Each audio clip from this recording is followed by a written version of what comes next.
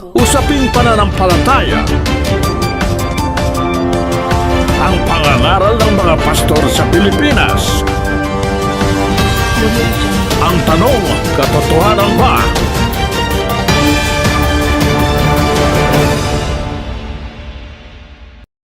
Ang mapapanood natin ay ang program ni Brad Eli Soriano na itanong mo kay Soriano, Biblia ang sasagot.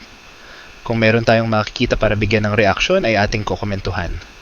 Halina at atin nang panoorin. Ang tanong ko po ganito, totoo po bang namamana yung kasalanan? Namamana? Hindi totoo yun. Halimbawa, kapatid, ikaw ay anak, may magulang ka, no? Pag ang mahal ka ng magulang mo, mahal mo rin magulang mo, eh paano ba naman sa dami ng maipamamana, kasalanan pa ipamamana sa'yo? Eh pag ako naman ang magulang, ba't ko ipapamana yung kasalanan ko sa anak ko? Alam mo ang naipamamana sa anak, pakinggan mo sa 19:14 ng Kawikaan. Bahay at mga kayamanan ay minamana sa mga magulang. Kaya ang napakagandang maipamana mo na kaysa kasalanan ng ipamana mo yan, bahay, kayamanan, namamana yan sa magulang. Ngunit ang mabait na asawa ay galing sa Panginoon. Tamo, ni asawa, hindi mo pwedeng manahin sa magulang eh. Kaya yung mga fixed marriage na sinasabi, na mga magulang ang nagtatakda ng kanilang mga anak magkapangasawahan, wala labag sa paraan ng Diyos yun. Kasi, ang mabait na asawa, galing yan sa Panginoon, sabi. Pero yung bahay at saka kayamanan, namamana sa magulang. Ngayon, tanungin natin, yung bang kasalanan, tanungin natin sa Diyos, namamana po ba yung kasalanan? Pakinggan nyo sa 18:20 ng Ezekiel. Ang kaluluwa na nagkakasala, mamamatay. Ang anak ay hindi magdadanas ng kasamaan ng ama o magdadanas man ng ama ng kasamaan ng anak. Ang katwiran ng matuwid ay isa sa kanya at ang kasamaan ng masama ay isa sa kanya. Maliwanag po yan. Ang kaluluwa na nagkakasala, siyang mamamatay. Sabi ng Diyos, ang anak ay hindi magdadanas ng kasamaan ng ama o magdadanas man ang ama ng kasamaan ng anak. Ang katwiran ng matuwid ay sasa kanya, ang kasamaan ng masama ay sasa kanya. The soul that sinneth, it shall die. The son shall not bear the iniquity of the father, neither shall the father bear the iniquity of the son. The righteousness of the righteous shall be upon him, and the wickedness of the wicked shall be upon him. Napakaliwanag niyang, kapatid. Basahin natin nga sa Kastila, baka iba. El alma que pecare, esa morirá. El hijo no llevará el pecado del padre, ni el padre llevará el pecado del hijo. La justicia del justo será sobre él, y la impiedad del impio será sobre él. Ayan. Napaka-liwanag niyan sa kasulatan.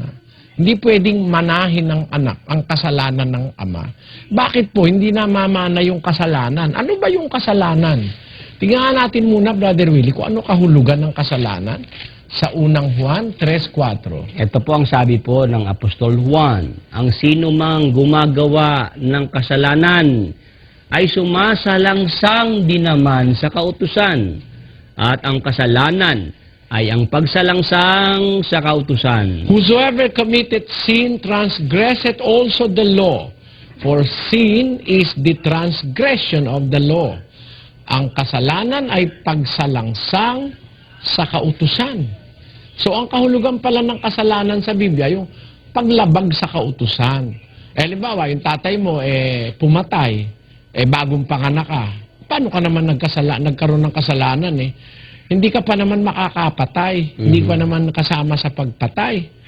O, di ba? Ibig sabihin, merong kanya-kanyang kasalanan ng tao. Pagka gumawa ka ng labag sa kautusan, nagkakasala ka. Pero gumawa yung tatay mo ng labag sa kautusan, di ka naman kasali. Abay, wala kang kasalanan dun, kapatid. So, in that sense, and that is the biblical sense, sin cannot be inherited. Hindi mismo ang kasalanan ang minana natin kay Adan, kundi ang epekto ng kasalanan na ginawa niya. Dahil sa kasalanan ni Adan ay nagkaroon ng sumpa, kaya tayo nagkaroon ng paghihirap sa buhay. Ano po yung aral po ukol po sa premarital sex? Kapatid, ang mag-aasawa, kailangan hindi muna gagawa ng anumang bagay na labag sa kaasalang mabuti bago sila magsama. Ang katunayan, si Maria at saka si Jose, na kinikilala nating mga taong matutuwid at banal, hindi man sila nagtatalik bago sila magsama talaga bilang mag-asawa. Basahin natin ang 1:18 ng Mateo. Ang pagkapanganak nga kay Hesukristo ay ganito. Nang si Maria na kanyang ina ay mag-aasawa kay Jose, bago sila magsama, ay nasumpungang siya'y nagdadalang tao sa pamamagitan ng Espiritu Santo. At si Jose na kanyang asawa, palibhasa ay lalaking matwid at ayaw na ihayag sa madla ang kanyang kapurihan, ay nagpasyang hiwalayan siya ng lihim. Kita mo si Maria, komo nagbuntis nang hindi naman ginagalaw ni Jose, komo lalaking matuwid si Jose, nagpasya si Jose na humiwalay na siya kay Maria. Kasi masama sa kanila na hindi ka na dunselya pag napangasawa ka. Dapat dunselya ang babae pag napangasawa ka ng iyong asawa. Dapat you do not learn experience from others. Dapat dun sa asawa mo lang. Ganun si Maria. Hindi naman siya nakikipagtalik sa iba. Kaya lang, yung kanyang ipinagdadalang tao, ang Panginoong Hesus, lalang ng Espiritu Santo yon. Kaya nga, akala ni Jose, nagkaroon siya ng kaugnayan sa ibang lalaki. Ginawa ni Jose, nagpasya na lang siyang hiwalayan ng lihim si Maria dahil alam niya masama yon. So, sa Biblia, bawal ang premarital sex. Dahil sa Biblia, ang kailangan, pag nag-aasawa ka, marangal na pag-aasawa. 13:4 ng Ebreo. Maging marangal nawa sa lahat ang pag-aasawa at huwag nawang magkadungis ang higaan sapagkat ang mga mapakiapid at ang mga mapangalo niya ay pawang hahatulan ng Diyos. Ayan, dapat ang pag-aasawa marangal. Paano ba nagiging marangal? Ibig sabihin, malinis kayo sa harap ng Diyos, di ba? Ganun ang ibig sabihin nun. Kaya sa amin, dinidiscourage namin yung premarital sex. We do not encourage premarital sex. Kasi alam mo, pagka babae ka, makikipag-premarital sex ka, ikaw ang agrabyado eh. Wala ka nang maipagmamalaki, hindi ka na donselya. Ang babae kasi may nasisira sa kanya, yung kanyang pagkadonselya. Basahin natin sa Biblia, pakinggan mo 22 ng Deuteronomio, versikulo 14. At kanyang bintangan ng mga kahiyahiyang bagay at ikalat ang isang masamang dangal niya at sabihin, aking kinuha ang babaeng ito at nang sipingan ko siya ay hindi ko nasumpungan sa kanya ang mga tanda ng pagkadonselya.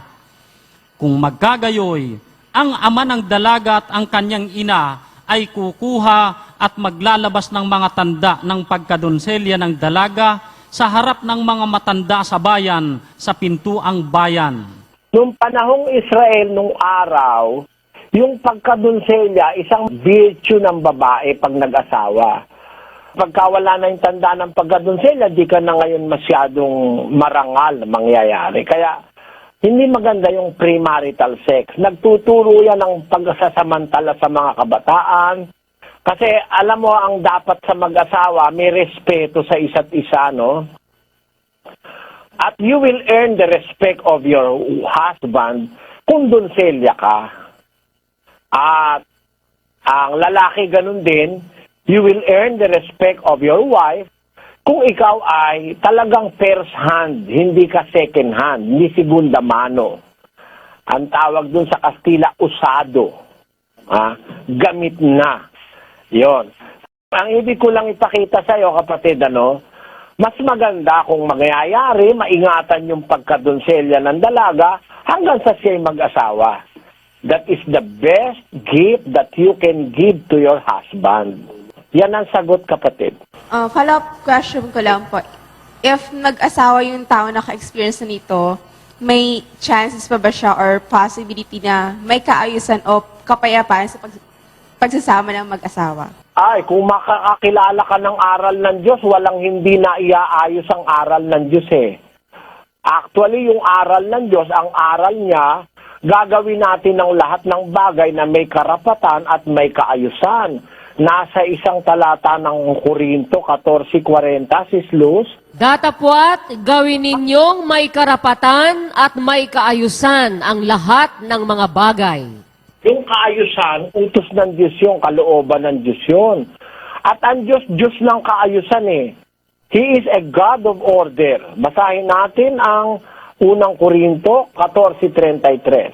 Sapagkat ang Diyos ay hindi Diyos ng kaguluhan, kundi ng kapayapaan.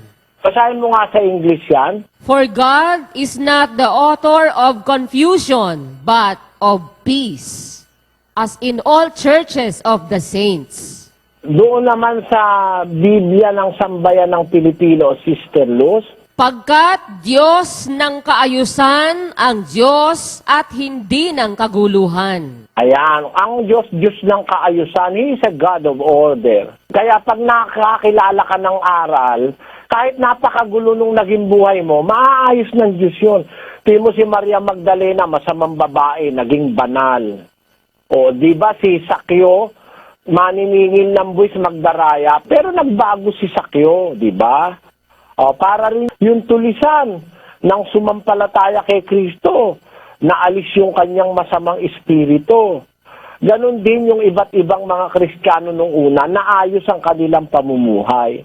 Kaya halimbawa, kahit 10 na naging karanasan mo, pag nakakilala ka ng aral at naayos yung buhay mo, pag nakapag-asawa ka, maayos yun dahil nakapag-asawa ka sa ilalim ng kaayusan ng Diyos. Yun ang dapat natin makita, kapatid. Meron po bang hindi alam ang ating Diyos?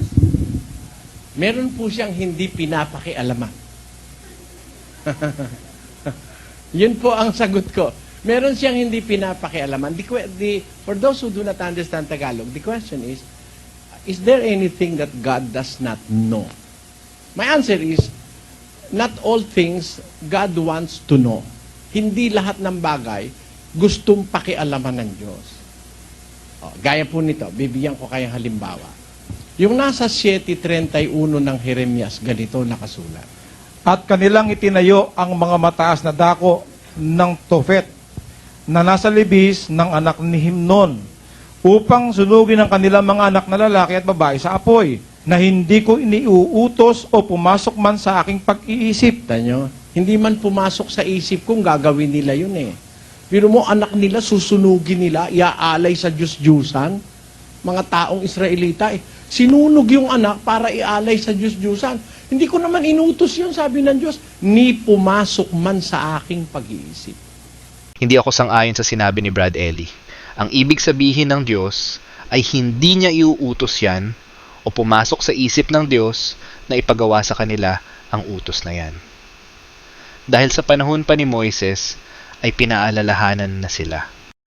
Ay mag-ingat ka na huwag masilong sumunod sa kanila, pagkatapos na sila'y malipol sa harap mo, at huwag kang mag-usisa ng tungkol sa kanilang mga Diyos, na magsabi, paanong naglilingkod ang mga bansang ito sa kanilang mga Diyos? Na gayon din ang gagawin ko. Huwag mong gagawing gayon sa Panginoon mong Diyos, sapagkat bawat karumal-dumal sa Panginoon na kanyang kinapopootan ay kanilang ginagawa sa kanilang mga Diyos, sapagkat pati ng kanilang mga anak na lalaki at babae ay kanilang sinusunog sa apoy sa kanilang mga Diyos. Ulitin pa natin sa isa pang talata. Pakilagay sa screen. At itinayo ang mga mataas na dako ni Baal upang sunugin ang kanilang mga anak sa apoy na mga pinakahandog na susunugin kay Baal na hindi ko iniutos o sinalitaman o pumasok man sa aking pag-iisip. Nakita niyo po, hindi man inisip ng Diyos na gagawin nila yung ganong kasamaan eh. Biro mo, anak mo mismo, susunugin mo, iahandog mo sa Diyos-Diyusan, gaya ni Baal. Hindi ko yan inuutos yan, hindi ko sinalita yan, ni hindi pumasok sa isip ko yan. So, Alam nyo kasi po ganito kapatid, sa premise na ito, no?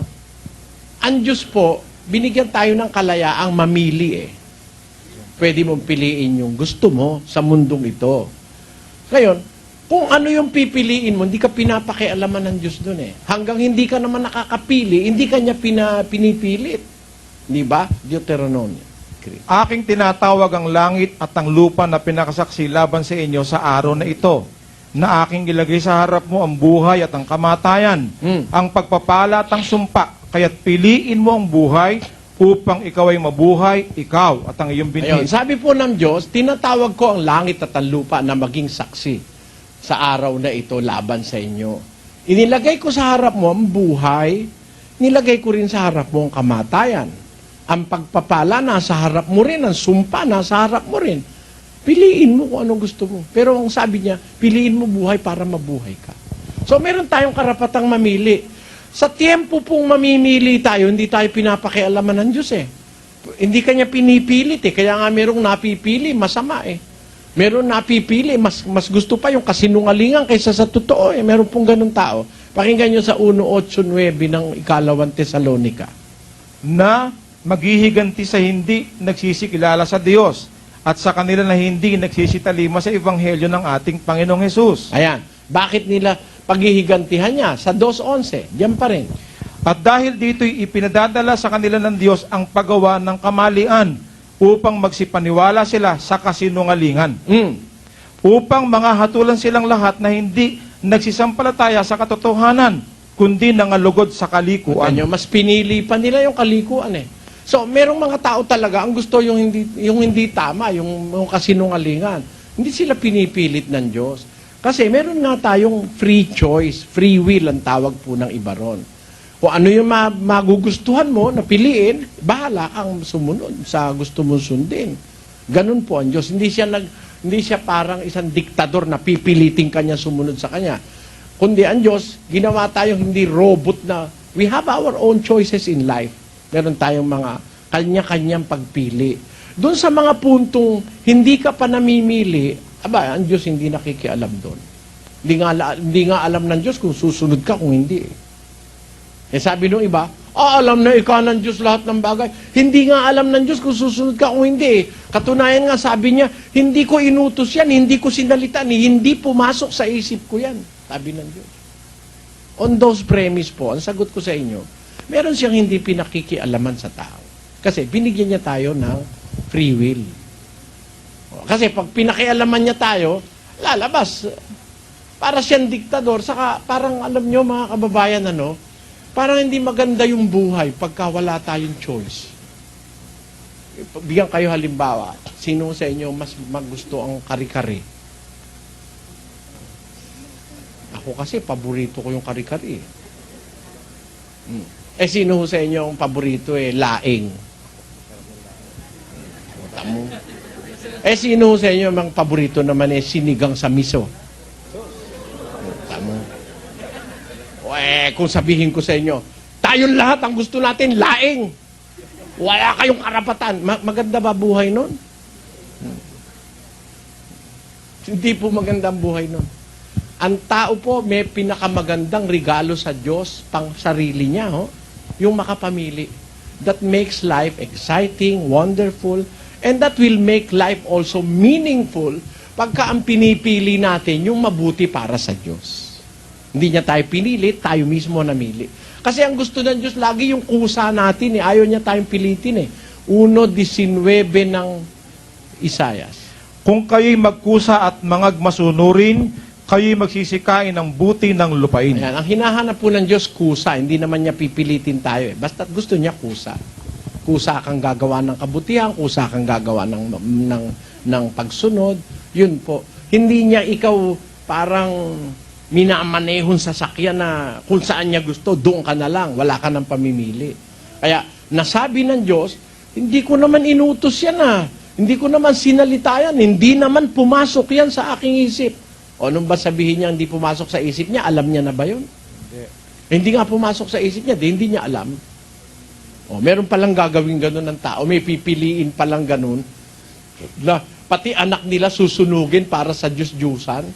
Kaya ang sabi ng Diyos dun sa Isaiah 30, versikulo 1, pakilagay sa screen. Sa aba ng mga mapanghimagsik na mga anak, sabi ng Panginoon, na nagsisisang guni, ngunit hindi sa akin, at nag-aalay ng alay, ngunit hindi sa aking espiritu, upang makapagdagdag ng kasalanan sa kasalanan. Kanyo, meron doon nag-aalay ng alay, hindi sa Diyos inaalay, kay Baal nga iniaalay. O edi, alam ba ng Diyos na kay Baal nila iaalay yung anak nila? Eh kung alam lang ng Diyos yun, ba't bibigyan niya pa ng anak? Pwede naman niyang gawing baog. Susunugin mo rin lang anak mo, ba't bibigay ko pa sa'yo? Pero dahil nga, binigyan tayo ng Diyos ng pamimili, ayun, bibigyan kita ng anak. Gusto mo, ialay mo sa akin. Eh, ang sabi, sa aba ng mamapanghimagsik, nag-aalay ng hain, hindi sa akin. Nakikipagsangguni, hindi sa aking espiritu upang magdagdag sila ng kasalanan sa kasalanan. Yun po, on that premise. Yun po, ibig ko sabihin. Sa panahon po ng lumang tipan, saan na po ba ngayon si Job, Daniel at Moises? Kung sila po ay hindi pa nahatulan, saan na po sila ngayon?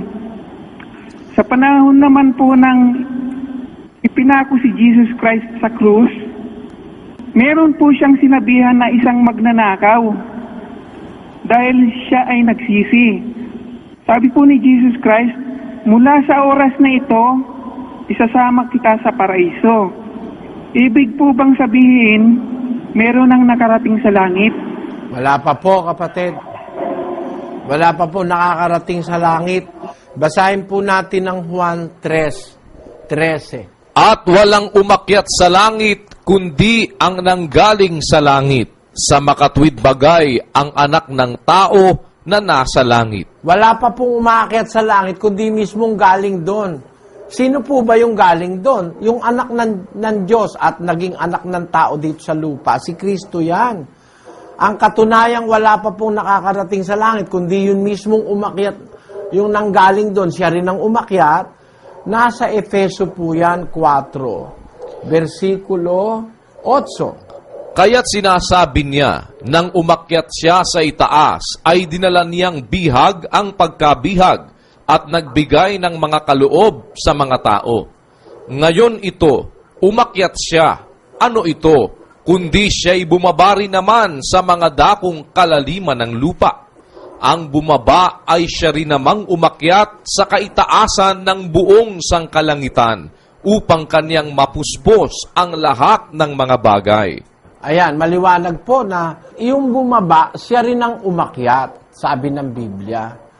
Ang bumaba ay siya rin namang umakyat sa kaitaasan ng buong sangkalangitan upang kanyang mapuspos ang lahat ng mga bagay. So, wala pong umaakyat pa sa langit, kundi ang ating Panginoon Kristo. Yung paniniwala ng iba, nandun na raw sa langit yung mga santo, hindi po totoo yun. Wala po sa Biblia. Alam nyo, pagkapapanhik na sa langit, sabay-sabay na. Yung lahat ng naligtas, pati yung sinasabi nyo po na magnanakaw, na pinangakuan ni Kristo, sabay-sabay po lahat yan. Pagbabalik po ni Kristo, saka po makakarating sa langit yung mga sumampalataya sa Kanya. Pakinggan nyo sa 14:1 hanggang 2 ng Juan. Huwag magulumihanan ng inyong puso. Magsisampalataya kayo sa Diyos. Magsisampalataya naman kayo sa akin. Sa bahay ng aking ama ay maraming tahanan. Kung di gayon, ay sinabi ko sana sa inyo, sapagkat ako'y paroroon, upang ipaghanda ko kayo ng dakong kalalagyan.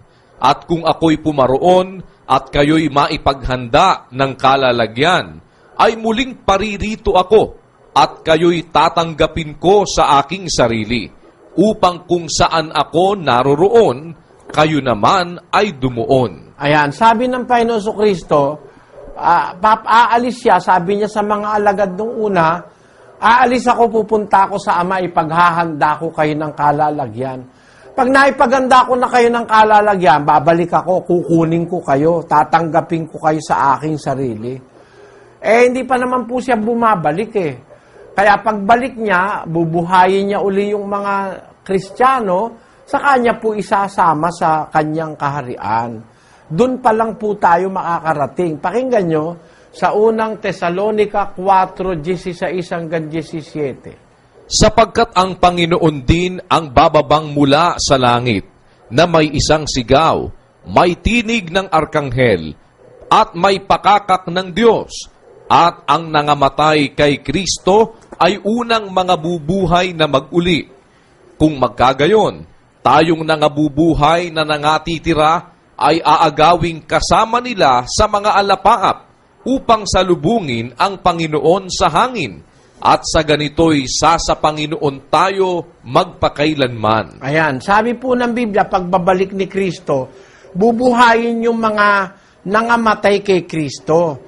At kung may dadat ng mga buhay, sabay-sabay yung buhay at saka yung binuhay ng mga patay, sasabay-sabay na aagawin sa alapaap, sasalubungin ng Panginoon sa hangin. Sa ganito'y sa Panginoon tayo magpakailanman. So, magaganap po yung pagdadala sa langit pagdating uli ni Kristo dito sa lupa.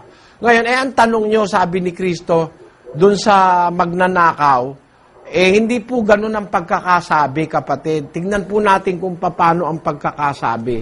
Sa aklat ni San Lucas, ganito po ang nakasulat. At sinabi niya sa kanya, katotohanang sinasabi ko sa iyo ngayon, ay kakasamahin kita sa paraiso. Ayon. Sinasabi ko sa iyo ngayon, sabi ni Kristo dun sa magnanakaw, kakasamahin kita sa paraiso. So, sa hinaharap pa po yun. Hindi naman sinabing ngayon din magkasama na tayo sa paraiso. Hindi ho. Kundi, sinasabi ko sa iyo ngayon, ay kakasamahin kita sa paraiso. Ngayon na sinasabi ni Kristo nung oras na nasa krus sila, kakasamahin kita. Yun nung salitang kakasamahin, ibig sabihin nun, future po yun. Kailan po mangyayari yun? Pag bumalik siya rito, bubuhayin niya yung namatay na yon na magnanakaw na sumampalataya, bubuhayin niya rin mga apostol, bubuhayin niya rin yung mga naunang naglingkod sa Diyos, kagaya ni Daniel, ni Job, ni Noe, at sama-sama po, hindi po hiwa-hiwalay ang pagpunta sa langit. Pakinggan nyo sa 11:40 ng Ebreo. Na ipinaghanda ng Diyos ng lalong mabuting bagay tungkol sa atin, upang sila'y huwag maging sakdal ng bukod sa atin. Ayon, sila'y hindi magiging sakdal ng bukod sa atin. Ibig sabihin, sabay-sabay na makakarating sa langit lahat ng maliligtas. Ang tanong nyo, asan sila ngayon? Kagaya ni Daniel, ni Job. Patay po sila ngayon, hindi pa sila nabubuhay kasi pagdating pa ni Kristo, yung pagkabuhay na mag-uli. Lahat hunong naglingkod sa Diyos nung araw, patay pa, nasa lupa pa ang kanilang katawan. Pagdating ng paghuhukom, ganito po ang mangyayari sa 37 ng Ezekiel. Muling sinabi niya sa akin, manghula ka sa mga butong ito at sabihin mo sa kanila, o kayong mga tuyong buto, inyong pakinggan ang salita ng Panginoon. Ganito ang sabi ng Panginoong Diyos sa mga butong ito. Narito, aking papapasukin ang hinga sa inyo at kayo'y mga bubuhay. At lalagyan ko kayo ng mga litid at babalutin ko kayo ng laman at tatakpan ko kayo ng balat at lalagyan ko kayo ng hininga at kayo'y mga bubuhay. At inyong malalaman na ako ang Panginoon. Ayon, maliwanag po yan, kapatid. Sabi ng Biblia, yung mga natuyo ng buto ng mga taong namatay ay bubuhayin ng Diyos, lalagyan ng litid, lalagyan ng laman, tatakpan ng balat, mabubuhay. Kailan po mabubuhay? Pagdating ng Panginoon sa paghuhukom. Doon po lang mabubuhay mga taong namatay, tapos dadalhin sa langit yung maliligtas at magiging. Alam na natin na nagbago na ng aral si Brad Ellie, na ayon sa kanya, may mga tao na sa langit at sila ay nasa ilalim ng dambana sa langit. Dapat. Kung tatawagin ng isang faithful na ang espiritu ng Panginoon ay Diyos din, ibig sabihin nga kanina yung sinabi ko, God the Holy Spirit, sang-ayon ba ang Biblia o hindi? Hindi po sang-ayon ang Biblia, tawagin mo siyang Diyos. Ang tawag sa kanya, Espiritu Santo, hindi naman Diyos Espiritu Santo eh. Parang ganito, kapatid, ang Diyos ay Diyos. Mayroon siyang Espiritu, yun ang Espiritu Santo. Diba? Parang tayong tao, meron tayong espiritu. Ang tawag espiritu ng tao. Pag tinawag mong tao yung espiritu, mali ka. Kasi espiritu ng tao yun eh. Pag tinawag mong Diyos, yung espiritu ng Diyos, mali ka. Kasi wala sa Biblia. Nowhere in the Bible can you find a verse na nagsasabi, God, Holy Spirit. Let us type that in the computer and let the computer look it up in the entire Bible. Ito po, kapatid na Eli, wala pong God, Holy Spirit. Palitan mo, lagyan mo, God, the Holy Spirit. Baka meron nun. Tingnan po natin, God, the Holy Spirit. Ito po ang resulta. Ganon din po, kapatid na Eli, wala po yung God, the Holy Spirit. Palitan mo, gawin mong God the Father, kung meron naman nun. Tingnan po natin, God the Father, let's see, 15 verses po ang kinasusulatan ng God the Father. Yeah. So it is a proven fact that the word God the Father is in the Bible. But God the Holy Spirit is not biblical. So we call him the Holy Spirit. That is enough because that is what is written. We must not exceed what was written in the Bible. 1 Corinthians 4:6. And these things, brethren, I have in a figure transferred to myself into Apollos for your sakes, that he might learn in us not to think of men above that which is written, that no one of you be puffed up for one against another. Tagalog? Ang mga bagay ngang ito, mga kapatid, ay inianyo ko sa halimbawa sa aking sarili at kay Apollos dahil sa inyo, upang sa amin ay mga tuto kayo na huwag magsihigit sa mga bagay na nangasusulat. Ang sabi, huwag hihigit sa nasusulat. Hindi tayo dapat mag-exceed sa nakasulat. Hindi naman nakasulat yung God the Holy Spirit eh. Kung ang nakasulat, Holy Spirit, I acknowledge Him as Holy Spirit. But not equal with God. Walang nakalagay na God, the Holy Spirit sa Bible. Hindi nakasulat. Alam mo ba bakit kapatid hindi nakasulat yon? Basahin natin ang 14:37 ng unang Korinto. Kung iniisip nino man na siya'y propeta, o ayon sa Espiritu, ay kilalanin niya ang mga bagay na sa inyo'y isinusulat ko na pawang utos ng Panginoon. Kaya pala nakasulat, inutos ng Diyos. Pag hindi nakasulat, ay hindi sabihin hindi inutos ng Diyos. Di ba ganon? Kaya ang disiplina ng Biblia, yun lang nakasulat, dun lang tayo sasampalataya. Pag higit sa nakasulat, bawal na. Kaya ako naniniwala, yung Espiritu ay Espiritong banal, sa Diyos yun, kasama yun sa Godhead o pagka-Diyos. May Diyos na anak, may Diyos na ama, pero walang Diyos Espiritu Santo. Naniniwala ako sa Espiritu Santo, ginagalang ko, nananalangin ako sa Espiritu Santo, pero hindi ko dinadagdagan yung tawag ng Diyos sa Kanya. Ang tawag sa Kanya ng Diyos, Espiritu Santo, ba't ko naman dadagdagang Diyos, Espiritu Santo? Sana nakuha niyo ang sagot. Nagbago na ng aral si Brad Eli dahil ipinapangaral na niya na ang Espiritu Santo ay Diyos. Siguro po, ang maganda ron, kung hindi sila nagkakaisa ng pananampalataya, magbigayan ng isa't isa. Let each other enjoy his freedom of faith and religion. Sa ating bansa, ganun po ang batas. We have the freedom of religion. Ang masasabi ko sa inyo, kapatid, mas mabuti yung umiral yung diwa ng pagbibigayan.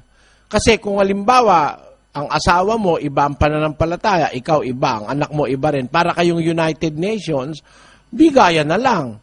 Pero kung ako yung lalaki sa isang sambahayan, iba-iba pananampalataya ng aking mga miyembro ng pamilya, hindi palagay ko ako papayag kung alam kong totoo yung akin na magkaiba-iba kami. Gagawa ako ng paraan na maliwanagan nila, pananalangin ko sila sa Diyos, at gagawa ko ng paraan na mahikayat ko sila sa totoo. Dapat kasi talaga nagkakaisa-isa tayo sa totoo. Hindi po naiiwasan sa isang pamilya na meron tayong pagkakaiba-iba. Miski nga kami, magkakapatid kami, 8 kami. Kami nabuhay sa ilalim ng kandili ng aming mga magulang. Hanggang kami mga nagsilalaki, buhay ang aming magulang sa awa ng Diyos. Ngayon, Sinanay kami ng aming magulang na sabay-sabay kaming kumakain, nananalangin kami sabay-sabay sa pagkain. Pero nung kami magsilalaki, magkakaiba pa rin kami ng gustong pagkain. Meron akong mga kapatid, ayaw ng maanghang. Meron naman akong kapatid, gusto ng maanghang. O ede, para walang pagtatalo, kung nagluluto ka ng ng ginataan, ikunin mo muna, ihiwalay mo muna yung ayaw ng maanghang. Tapos pag naiwalay mo na, magtira ka nung may gusto ng maanghang, dadamihan mo ng katakot-takot na sili, o walang away, kanya-kanya, no? Pero kung ako, ang pinaka-padre de pamilya, gagawin ko lahat ng paraan na mahikayat ko sila sa totoo dahil alam kong totoo yung akin.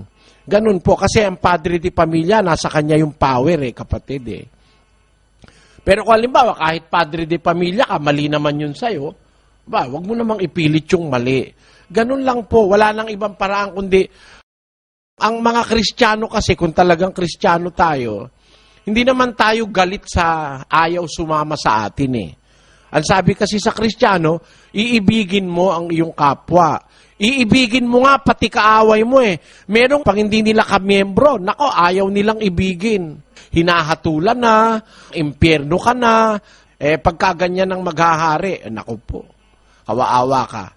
Kaya siguro, pinakamaganda, magbigayan ng isa't isa.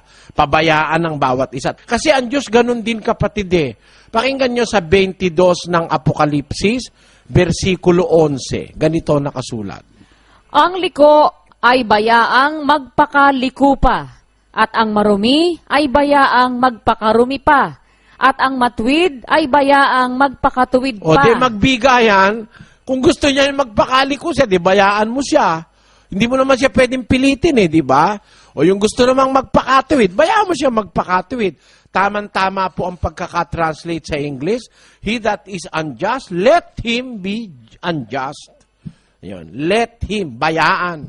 Yan po ang dapat. Kung ayaw nila talaga sa totoo, bayaan. Ang tao ba ay binubuo ng body, soul, or spirit?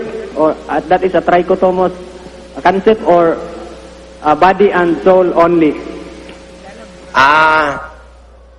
Alam nyo, yung nabasa nyo sa Thessalonica 5:23, hindi nyo po siguro masyadong nakuha ang kahulugan, kapatid. Ang tao po, binubuo body and soul. Yan po ang nakasulat.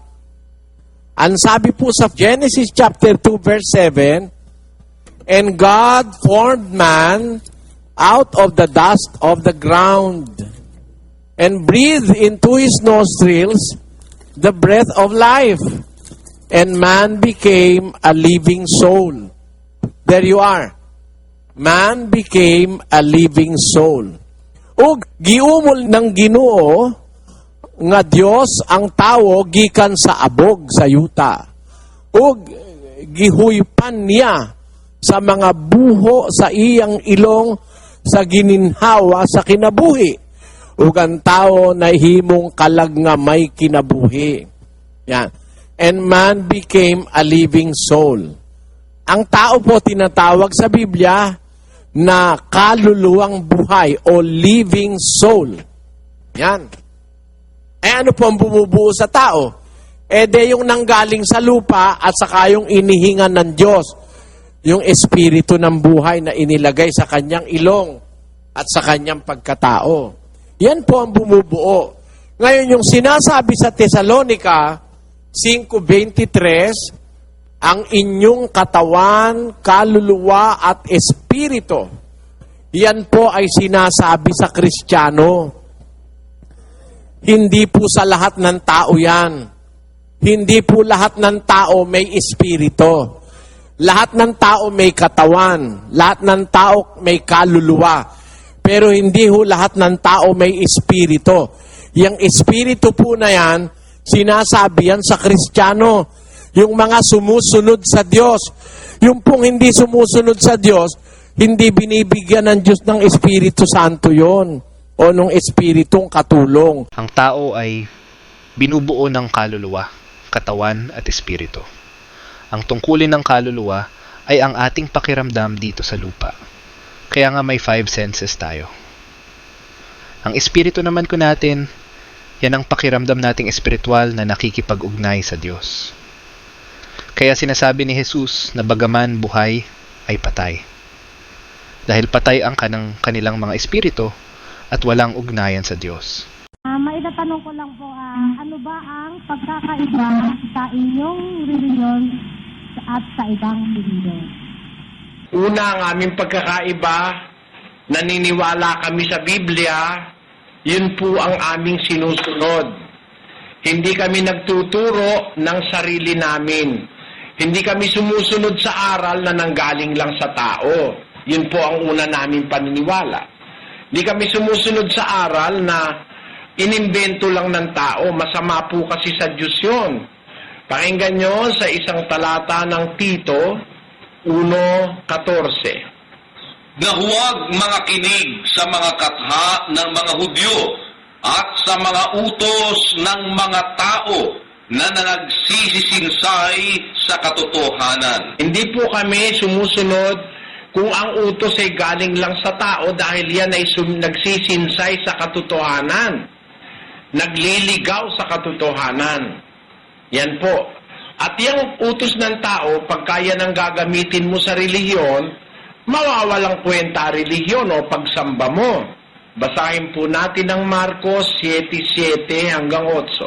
Datapwat walang kabuluhan ang pagsamba nila sa akin, na nagtuturo ng kanilang pinakaaral ng mga utos ng mga tao. Nilisan ninyo ang utos ng Diyos at inyong pinanghahawakan ang salit-saling sabi ng mga tao. Yan po pagka ang pagsamba mo, paglilingkod mo sa Diyos, nakabatay sa utos ng tao, nawawalang kwenta ang pagsamba mo. In vain do they worship me, teaching for doctrines the commandments of men. Mali po yung susunod tayo sa utos lang ng tao. Our worship will be in vain. Our service to God will be in vain if we are going to worship Him obeying the commandments of men. So we do not obey commandments of men. We obey only God and we believe only the Bible as the basis of our religion and our worship. Tatanong ko po yung tungkol din sa mga espiritong ikinulong bago siya dumiretsong pumanik sa langit. Ano po ang tanong niyo ron? Yung po bang mga espiritu na yun ay yung mga anghel o yung espiritu ng mga taong masasama sa lupa? Yung espiritu po ng mga taong naging anak ng mga anghel. Kapatid niya, yung po bang mga espiritu na yun na nakakulong, nalalaman po ba nila na kung ano sila nung nasa katawan pa sila? Alam niyo kapatid, ang kaalaman nabubuo na merong mga essence. Parang computer, kung familiar kayo sa computer, magkakaugnay po yan, pati yung screen, magkakaugnayan, lahat, pati yung hard disk, magkakaugnayan. Pagka pinaghiwalay mo po yan, hindi ka makakabuo ng impormasyon. Yung espiritu, pag nahiwalay sa katawan, hindi po buo yung kaalaman, kapatid. Pag nahiwalay yung katawan sa espiritu, kung paano yung katawan na hiwalay sa espiritu, patay yun, walang pakiramdam yun, di ba? Naintindihan niyo po? Hindi nakakaramdam yung katawan, di ba, kapatid? Pag wala ng espiritu, nakakaramdam ba katawan? Hindi pa. Pagka wala ng katawan, makakaramdam ba yung espiritu? Hindi pa. O di stationary yun. Maliban na lang, pagdugtungin uli ng Diyos, yung katawan at espiritu, para maibalik uli yung buong memorya at buong emosyon at pakiramdam. Nakukuha niyo ang punto ko, kapatid? Tandaan nyo, ang pakiramdam as we know it today, binubuo ng espiritu at ng katawan. Pag hiwalayin mo po yan, hindi mabubuo yung pakiramdam o yung kaalaman, kapatid. May mababasa ba sa Biblia na pwedeng i-cremate ang patay? Tama po ba yung gawain na yun, kapatid na Eli? Naging kaugalian ngayon sa ating panahon yan kasi because of financial constraint ng iba, yung pag wala na talagang pera, pinapasunog na lang yung patay para matipid na lang, di ba? At saka ang mga libingan yata ngayon yung mga apartment patong-patong. Minsan nag-aagawan na pag Todos los Santos, Brother Josel sa dain na, no? Pero alam mo kapatid, sa Biblia, ang pagsusunog ng tao, ginagawa yan dun sa mga matitinding kriminal noon. Yung masasamang tao at saka yung mga nagkakasakit ng mga nakakahawang sakit, sinusunog yon nung araw. Ang isang halimbawa ay yung nakasulat sa Levitico 20:14. At kung ang isang lalaki ay mag-asawa sa isang babae at sa kanyang ina ay kasamaan, susunugin sa apoy kapwa siya at sila upang wag magkaroon ng kasamaan sa inyo. Pag ang isang lalaki ka, nag-asawa sa isang babae at sa kanyang ina, ibig sabihin, pinagsabay niya yung mag-ina, no, Brother Willie? Opo. Kinuha niya ng asawa yung anak, tapos yung ina pinakialaman pa. Kung kasamaan yun para sa Diyos, susunugin yun sa apoy. So, yung pagsunog, parang yung katumbas ng cremation ngayon, ginaganap yan sa mga taong masasama. Napo. Napakasama kasi nung Brad Willie na mag-ina, dalihin mo, tutuhugin mo. Apo. Diba? Susunugin sa apoy, sabi ng kasulatan. Ang tawag sa pagsunog sa buhay na tao ay immolation at ang cremation ay pagsunog sa bangkay. Masama ba ang cremation? Walang sinasabi ang Biblia na masama ang cremation.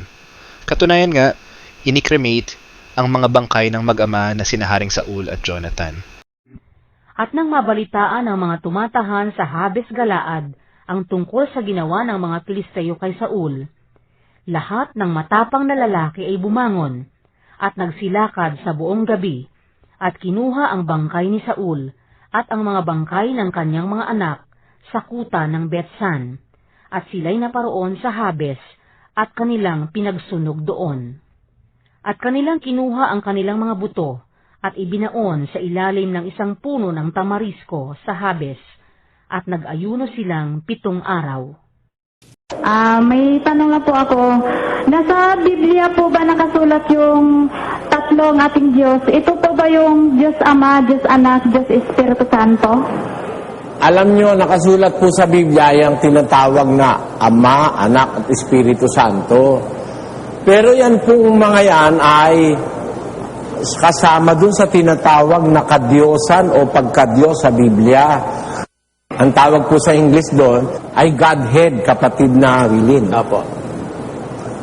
Yun po ay tatlong kapangyarihang magkakasama sa paglikha ng lahat ng bagay, yung Ama, yung Anak at saka Espiritu Santo.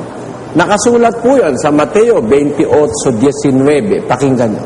Dahil dito magsiyaon nga kayo at gumawa kayo ng mga alagad sa lahat ng mga bansa na sila'y inyong bautismuhan sa pangalan ng Ama at ng Anak at ng Espiritu Santo. Ayun. Meron binabanggit po ang Panginoong Hesus na Ama, Anak at saka Espiritu Santo. Nasa Biblia po yan, kapatid. Pwede po ba nating makonsider na ang banal na Espiritu Santo po ay Diyos? Sapagkat siya po ay bahagi pala sa paglikha sa buong sansinukob. Alam nyo kapatid, ang Espiritu Santo ay bahagi po ng tinatawag na Godhead sa Biblia, yung kadyosan o pagkadyos. Bahagi po siya ng Godhead. Hindi man siya tinatawag sa Biblia na Diyos Espiritu Santo. There's no verse in the scriptures which calls Him God the Holy Spirit.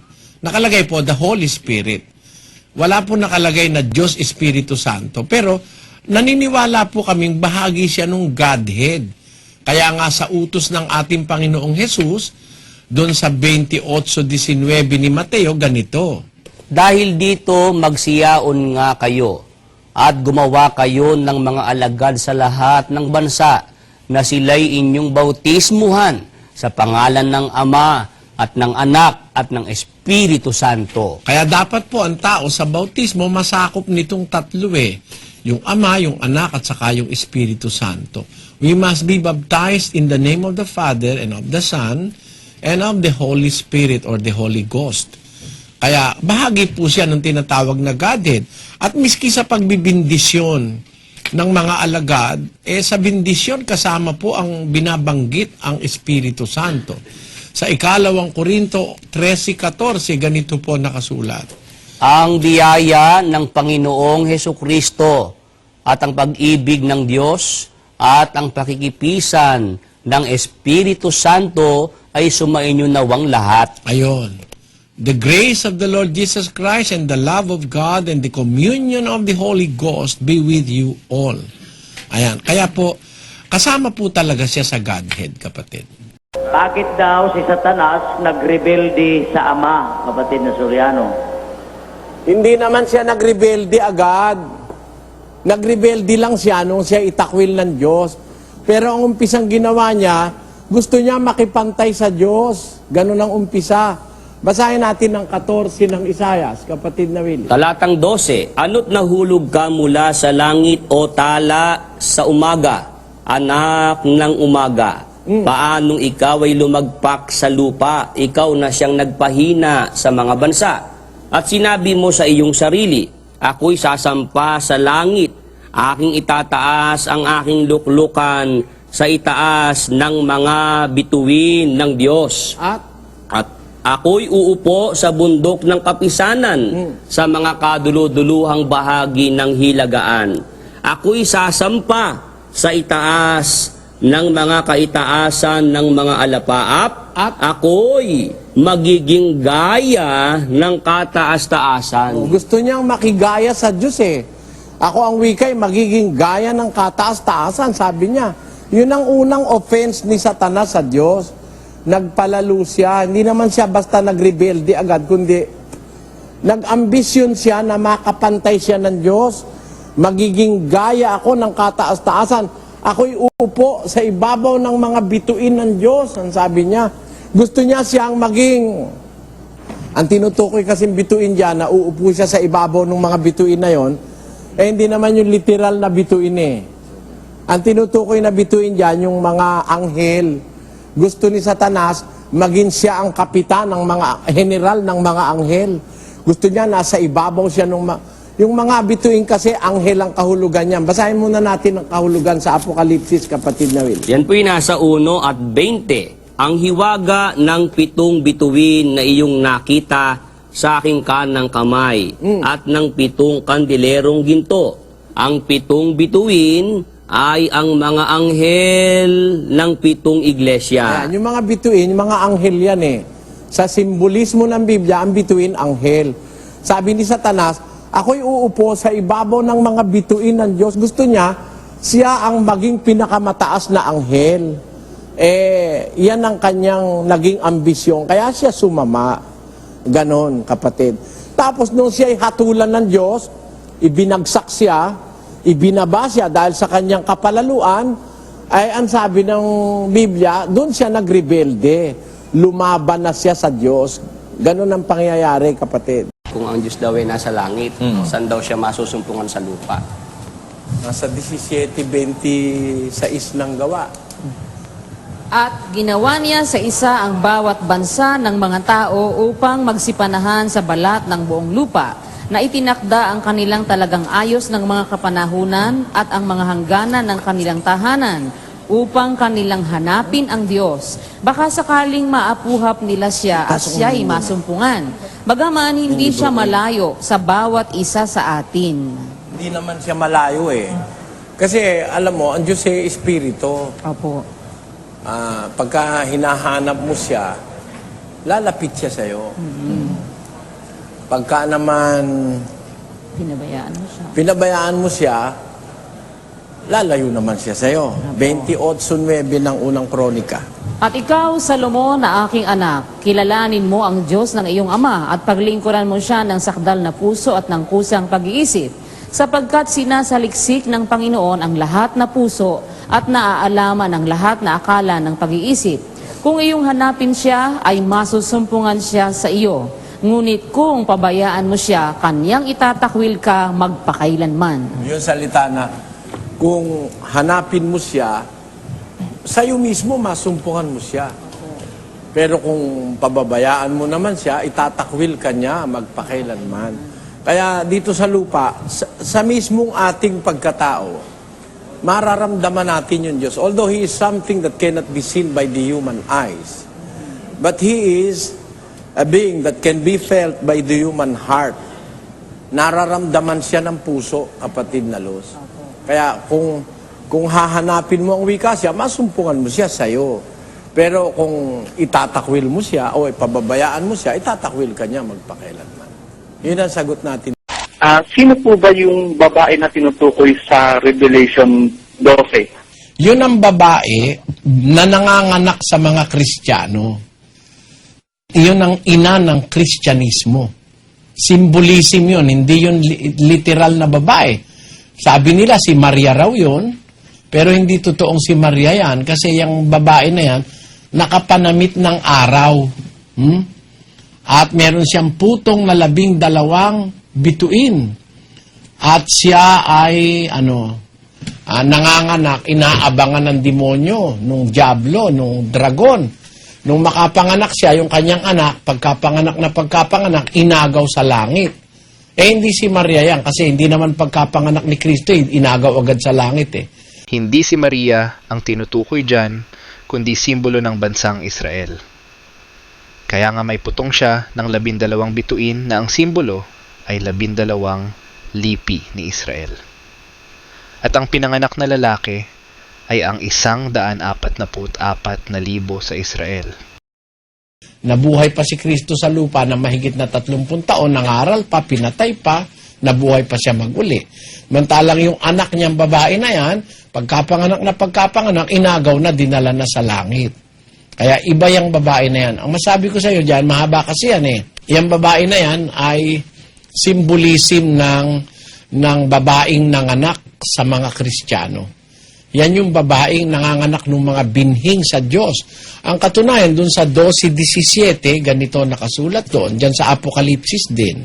At nagalit ang dragon sa babae at umalis upang bumaka sa nalabi sa kaniyang binhi na siyang nagsisitupad ng mga utos ng Diyos at mga may patotoo ni Jesus. Marami palang mga binhi pa yan yung babae na yan, o mga anak, o remnant, seed. Yan ay yung mga taong tumutupad ng utos ng Diyos na may patotoo ni Jesus. Yan ang babae na yan, yung nanganganak dun sa binhi. At yung babae na yan ay ang kanyang mga anak, yung mga nagsisitupad sa utos ng Diyos na may patotoo ni Jesus.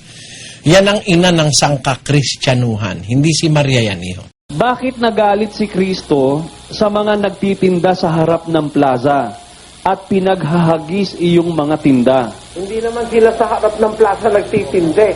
Ang ginawa nila, yung loob ng templo, pinuntahan nila, doon sila nagtinda. Mga yan, matitinding negosyante yan. Pati sa loob ng templo, ginagamit sa pagsamba sa Diyos. Doon sila sa loob. Basahin natin, hindi sa plaza, sa loob ng templo. Basahin natin yung Juan. And the Jews' Passover was at hand, and Jesus went up to Jerusalem, and found in the temple those that sold oxen and sheep and doxes, and the changers of money sitting. Ayan. And found in the temple, ang nakalagay found in the temple, ayon. Ibig sabihin nasa loob, di ba? Opo. And found in the temple those that sold oxen and sheep and doves and the changers of money sitting. Nakaupo sila sa loob ng templo, doon sila nagbi-business. Yun ang masama. Yan din ang pinaninira sa atin ng mga iglesia. Doon daw sa loob ng ating convention center, nagtitinda raw tayo. Hindi naman totoo yun. Nasa labas yung tinde, di ba? Nandun sa mga paligid sa labas. Hindi ganyan ang nakita ni Kristo, kaya siya nagalit. Doon sa loob ng templo mismo, nandoon ang kanilang business. Kaya sabi, bakit ninyo ginagawang bahay kalakal at yungib ng mga tulisan ng bahay ng aking ama? Sabi niya. Kasi sa loob nangyari kung sa labas lang, hindi naman magagalit ang Panginoon Yun po ang sagot dyan, kapatid. Ang mga sinuway ni Jesus, yung nagtitinda sa nasasakupan ng templo at hindi sa loob mismo ng templo. Dahil sa templo, ang nakakapasok lang sa loob ay ang mga saserdote. Nandoon sila sa courtyard nagtitinda na nasasakupan ng templo, ang mga sinuway ni Jesus. Maraming salamat sa panunood. Please subscribe, like, and share. Mag-comment naman kung ano ang masasabi ninyo sa aking content.